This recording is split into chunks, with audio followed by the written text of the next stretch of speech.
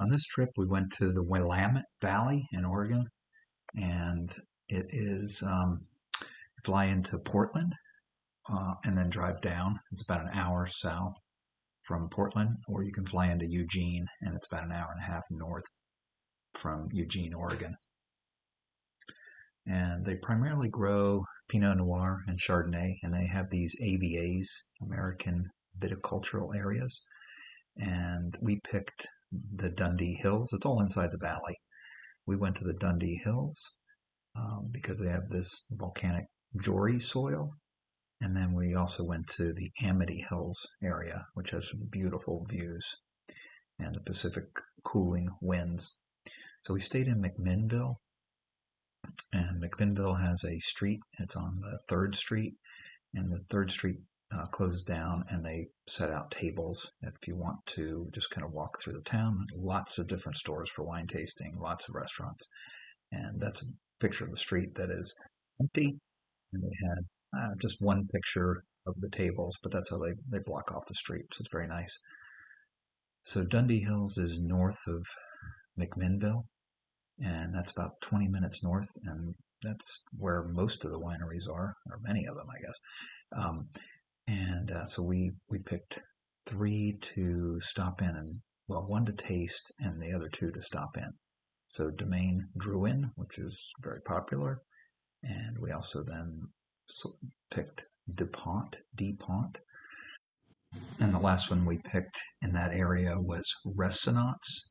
And Resonance is a pet project of Louis Jadot from France. And you can also buy their wines while you're there, or taste the Oregon Valley, Willamette Valley wines that they produce. And so there were 3 wineries that we visited, and I'll talk through those in just a little bit and share our visit. And then the second day, we went down to Amity Hills. This is probably about 30 minutes south from McMinnville, and it was just a little bit further because then you had to climb this hill, go up the Amity Hill. And the two wineries that we picked, one was a tasting, which was Bethel Heights, and then the other one was right next door. It was called Bryn Mawr Vineyards, and quite large. And these have been around for quite some time, but there were other ones that you could pick that were up on the hill and just drive into, and they had signs that just said open tasting, just to drive in, or go in and have a glass of wine, or purchase a bottle. This just gives you a little idea how close you are to the Pacific Ocean. So we went to the Evergreen Aviation and Space Museum, and this is pretty cool. This is worth a visit. They even have there's the airplane on the top of the building, and they have a pool and a slide for kids. We went there to look at the airplanes, right, the aviation history, and then into the Space Museum. But if you like aviation, you like space, the Spruce Goose is there. That plane flew 15 million miles for American Airlines and United. Just a lot of fun. And of course, I got tied up with reading all the signs, and I had to pull me out of there. But then we moved. That's the space side of it, and with the rockets, and pretty nice, good activity. $24 to go in per person for a ticket. And so then we took off and headed out to the wineries. So the first winery that we selected was Ponte Winery, and this was close to the other one that we had the tasting, very close. So we thought we'd go in. It had reviews that said they would accept walk-ins, no issues. So we didn't have a reservation here, and so we walked in, and we had about half an hour to have a glass of wine. Walked into the tasting room right there, and there was a nice gentleman that poured a couple of small tastes so we could pick the bottle that we wanted to sit and drink and have a glass. And actually, I think we just had some glasses there. So DuPont was founded in 1999 after the matriarch Shirley Baldwin. It's a 20-acre estate, and it's one of the oldest vineyards in the region, sitting on volcanic red clay soils, and really perfect for Burgundian style wines. Its winemaker Isabelle Dutartre trained in Burgundy at Maison Joseph Drouhin, and they produce Pinot Noirs with vibrant plum and spice notes, like the acclaimed 2012 Dundee Hills Pinot Noir. And then specifically DuPont's, and we had a glass of this. It's the Melon de Bourgogne, if I pronounce that correctly. And that's a crisp, refreshing white, and it's a regional standout, sometimes crafted as a sparkling wine. And they also offer a Chardonnay, a Syrah, a Pinot Noir, Rosé from their estate and their nearby Lonesome Rock Ranch. So next up was Domaine Drouhin, and this winery originates from the 1880s in France. Joseph Drouhin. So a lot of commonality. They compare the French soil with the Willamette Valley soil, the Oregon soil. And for this one, we did have a scheduled tasting, and it's pretty popular on the tasting front. This is one that you would want to schedule and make sure you have an appointment. I don't think you can walk in, or you might be able to walk in, but you're not going to sit down for a tasting if you're just walking in. So these guys were established in 1987 by the Drouhin family, and also that's Maison Joseph Drouhin. And as you know, I just said the DuPont winemaker was trained by Maison Joseph Drouhin. So this was a pioneering venture as the first major Burgundian house to invest in Oregon.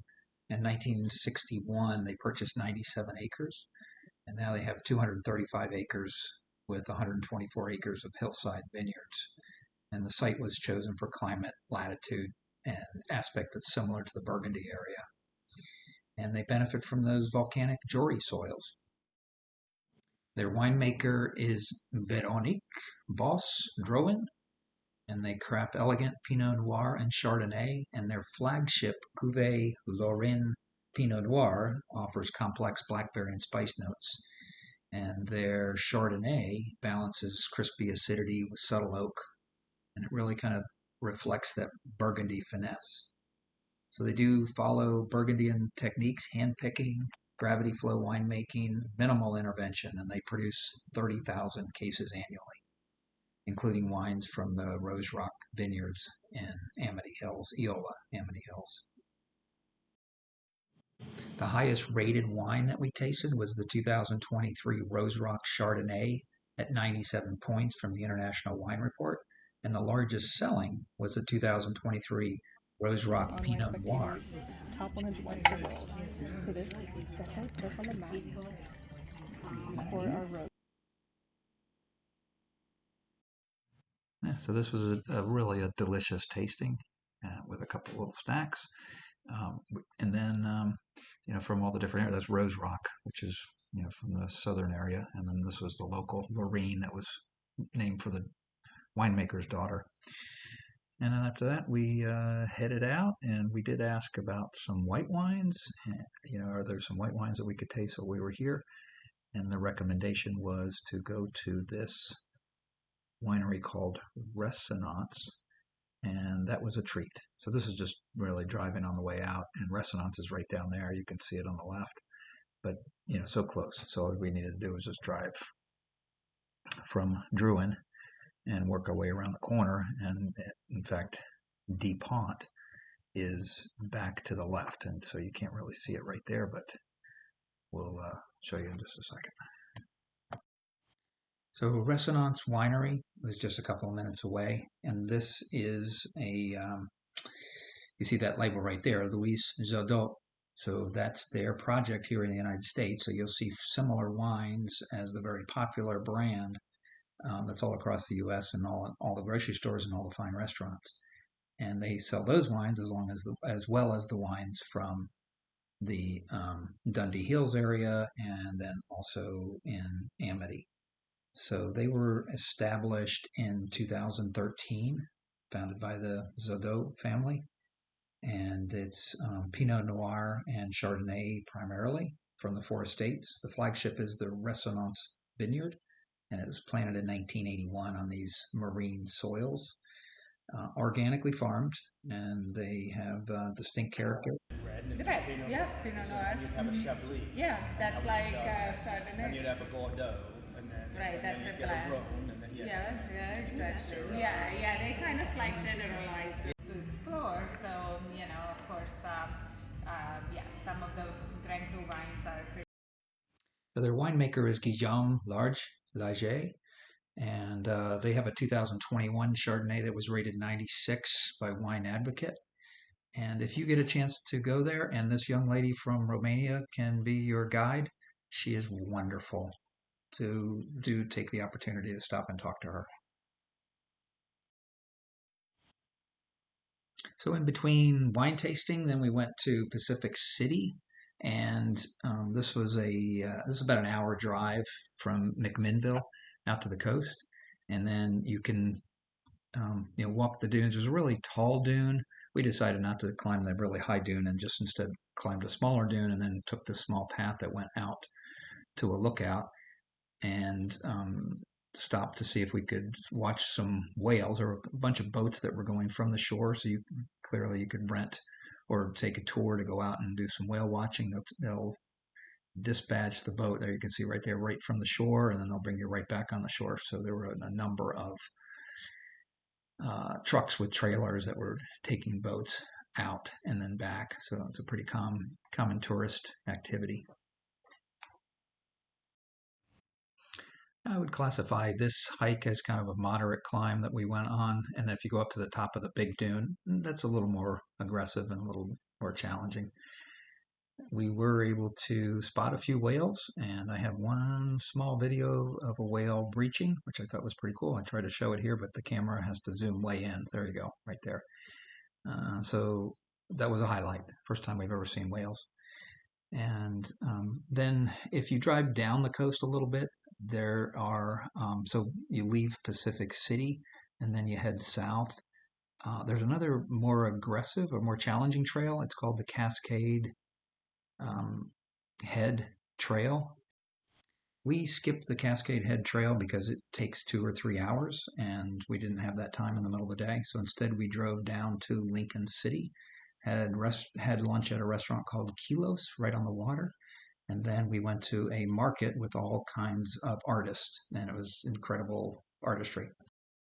All right, so the next winery, and this is where we had a tasting. So we started with a tasting at Bethel Heights, and they were one of the pioneers in the Eola Amity Hills AVA. So this is originally, first we went to Dundee Hills, and now we went south to Amity Hills. And this winery was founded in 1977 by twin brothers, Ted and Terry Castile, and their wives, Pat and Marilyn. And they have 80 acres organically farmed, and they call these own-rooted vines planted before the phylloxera. And they have winds, these aeolian winds that come from the ocean, kind of come through the split in the mountain, and from the ocean pulls things off, creating the distinct flavors that they have. So their Pinot Noir is a top value, under $50. Their 2021 Chardonnay is praised for tropical lemon and lime notes. Beautiful scenery. So you're up, I think, about 850 feet, and then looking out over the valley. And of the wines we tasted, the highest rated was likely the 2022 Chardonnay Justin Vineyard. That was the last one we tasted on the list. And their largest selling was the 2023 Pinot Noir Rosé, really due to its lower price, most likely. So these tastings, this tasting here at Bethel Heights was $25 a person, and then if you buy, I think it was over $100 in wine, then your tasting was free. And it was similar over at the Domaine Drouhin, but those were $40 tastings, and then your tastings were free. So then we kind of reasoned, okay, maybe we'll buy 2 bottles of wine, maybe 3, and then decrease the amount of tastings that we're paying, but we still came out of that with a little bit of spend. And so that's the those are the Amity Hills. You can see McMinnville. This is a little relief chart that they had, and there's Portland on the way up at the top. Feet up, and so it is a little sheltered with those trees there, but still a lot of wind influence. It's much rockier on the east, so some minerality comes through. Very red, like raspberry notes. It's bright. It is lightest in body though. Then only use 25% new French oak and aged for 10 years. Gives us a little more. Yeah, it's close to that line there. That's where our border on the south is. Go. Have you just started your trip? No, unfortunately, this is our last day. Oh, This is the first tasting of the day, though, so. oh well, that's good. Yes. Excellent. Well, I brought another one for you, and then our bottle list current, and we have a library. Next up is Bryn Mawr Winery, and this was just up the hill. So from where we were at Bethel Heights, then we drove up and then turned into the left. And there's another winery. There's one that you could have a tasting, just turn left and go into a tasting. So they had signs out, you just turn right in. And then there was another winery, had more of a German name, a little bit higher up. I can't Went with remember what it is, Richie but that time. yeah, there's no lack of finding wineries. This one is definitely catering to people coming in large volume. So it's Bryn Mawr. It's at 870 feet. And Bryn Mawr is in Welsh, and it stands for the big hill, or big hill, or high hill. So those, it was started in 1988, and then purchased in 2009 by John and Kathy Lohr, and it's a 40-acre estate, and they produce about 3,000 cases annually. They're really promoting the high, the patio area and the outlook and the overlook over the valley, and it's beautiful. So you're facing west, so it must have a beautiful sunset, and that's the valley where the wind comes in from the ocean, splits in between the two mountain ranges, and then cools the area. And this used to be covered in ocean before the mountains rose, and so has marine soil and volcanic soil. So the winemaker is Rachel Rose. We just bought that 2024 Pinot Noir Rosé, and sat and had a bottle between the four of us, and just a glass apiece before we headed back. So just kind of a light day there. And so Rachel Rose is the winemaker, and they're experimenting with quite a few different grapes. So Pinot Noir, Chardonnay, of course, but they're also trying Riesling, Dolcetto, and they're trying a Tempranillo and a Pinot Blanc. And their 2022 Pinot Noir Zenith Vineyards was rated 94 points with cherry and spice and earthy notes. And then their 2022 Estate Chardonnay was in the 90 to 93 range. So the tasting room really shines. I mean, it's a really, really nice place. Those chairs, we sat in the colored chairs looking out over the valley. Just comfortable. Good way to kind of end our trip and put the finishing touches on a wine trip to the Willamette Valley. Now we're on to the next wine region.